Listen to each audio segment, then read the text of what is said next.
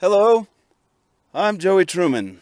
All right, start from again. I try not to lick my lips like that, and I always do it, and it grosses me out when I see the video. You bring a lot of emotions out of my wife when I read through your stories. She did really get a kick out of it. I did too. Cooking Cockroach. It's a cookbook, but it's not a cookbook.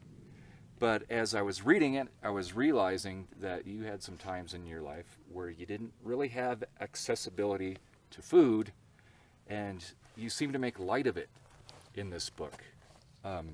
Where do you want to start with Cooking Cockroach? Yeah, it's a guide. It's not a cookbook. It's a guide to modern poverty. Is why. It's what it's called, George. And that's part of it. Part of it is that you don't have to like. It sucks to be poor. Like I don't know. I grew up poor. My whole like. I only remember being poor. I don't remember ever being not poor.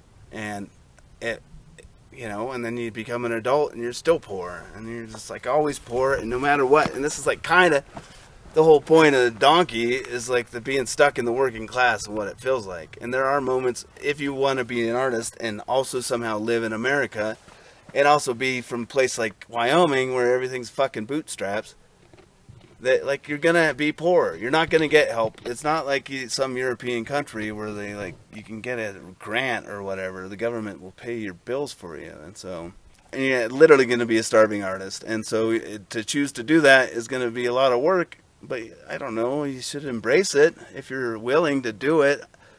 And you don't just because you're poor doesn't mean you have to live like a big jerk. You can like cook. Beans are still $1 a can, I guess they're about $1.29 now, but like you cook up a can of beans, black beans, you get some corn tortillas, and that's like you can get a meal for $1.50, $2, and you're like you eat on that for a little while. Save your bacon grease. Get a chunk of garlic if you can afford it, You grew up with how many brothers? I have 4 brothers, 2 older, 2 younger. What effect do you think that's had on you and just you as an artist? I have 2 older jerks being jerks to me all the time and older, and then 2 younger jerks that are jerks to me all the time and younger. And nobody wanted to play with me, always being alone, stuck being like friends with Chris and Heineman because no one else wanted to hang out with me. And then those guys were jerks, and then that led me to middle school, and those guys were jerks, a completely different friend group. And I got rid of them, and then I got 2 more big jerks that were even bigger jerks, but they were actually good friends, so it was a weird. And those were the 2 that I hitchhiked down to Laramie with, and whatever. No, they're all jerks. Everybody's a big jerk. I left town for a week, and I got a freaking squirrel in my house. I have these stupid goats that every time I walk outside, they like make a noise. I don't know, Vermont, you ever been to Vermont? It's like it's like all the jerks in the world added together. You come back to Wyoming and you get nothing but jerks. You go down to that music festival and everyone's a big jerk. Even George here is a big jerk.